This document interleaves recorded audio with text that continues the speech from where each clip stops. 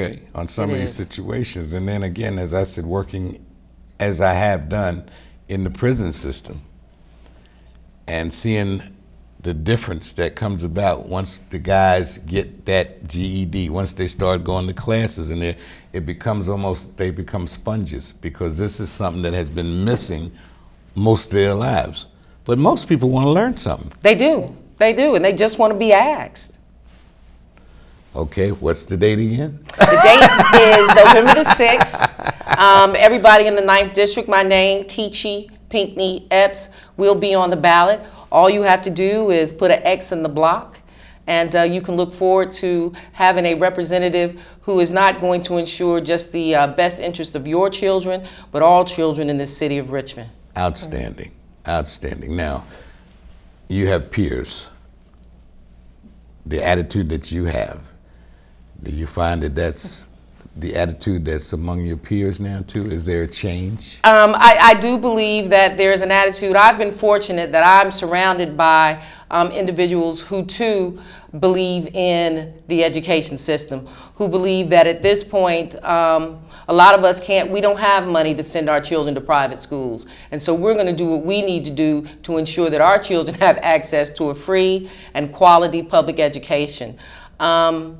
There are 5 seats up on this school board, so we have an opportunity to start anew. You can almost hold a brand new school board. You know, so whatever you've thought about Richmond Public Schools in the past, I implore you, I humbly ask you to take an opportunity to vote for the individuals that you believe that are going to be most suited and that are going to basically protect the interest of your children and ensure that they start out on education foundations that are solid.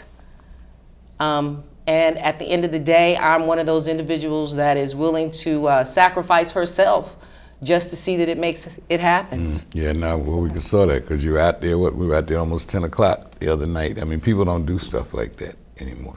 But you know, I have a theory. During the Vietnam War with the draft, they said if you went into education, you didn't have to worry about getting drafted. So the motivation to be a teacher changed. Instead of the person going in because they were driven, they wanted to, all of the things that you just said that sound so great, and I know you mean them. I do. Okay, I do. there were a lot of people like that, but then there were a whole other group oh man, this is the easy way out. And the whole level changed. And my wife is very fond of saying that integration was the worst thing that happened to us as far as education. Because when we had black teachers, we had teachers.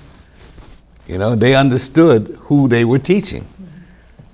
So that's where you got the heroes that came along with that had the examples in front of them to get up and go and do. I was very fortunate I came along on the cusp of that. So I had heroes. I had mentors myself. And I think that if they were around to see me now, they'd be very happy.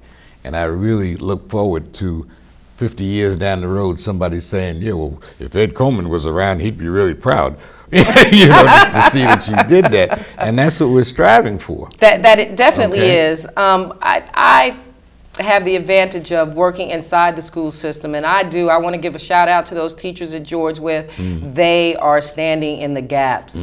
Oftentimes, they have to deal with, before they can even begin to educate the child academically, they have to take an interest and build a one-on-one relationship with those children so that they can help them overcome the challenges. I mean, oftentimes children are just coming to school, 1, because it's their safe haven, 2, because they haven't eaten, and that's where they're going to get fed for the day. But at the bottom of it all, I believe there's enough of a spark that if we embrace education and show children that that is their way out, we will graduate more and more scholars out of this city. It is in our children. It is for us to cultivate it and to grow it. And you're absolutely right, it is.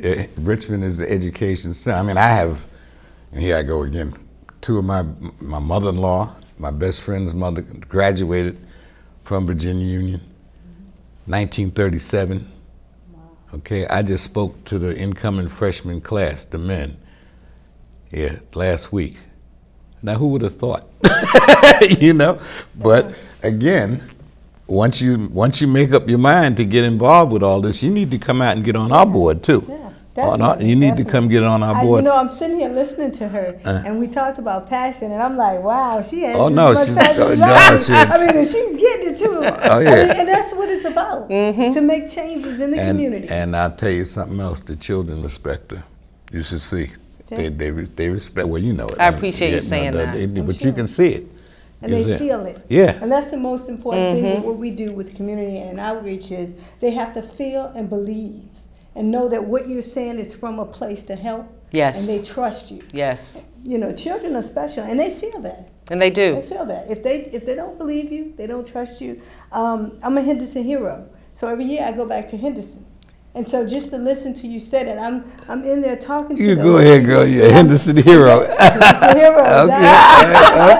Okay. And so, but again, you know, I talk to those kids, and all they want is us to hear them, be honest with them, someone to share. Because they don't get it at home. Okay. And unfortunately, many of them do not get it at home. But we have an opportunity that if we educate them, they get to go back home and educate their parents. Well, you know, we do, and I don't know if you've ever watched Conversations with Ed, but I recently talked quite a bit about martial arts. I'm a martial artist myself. We have a dojo, Daiichi Shotokan Karate, and we started, it's not started, it's a couple of 100 years old.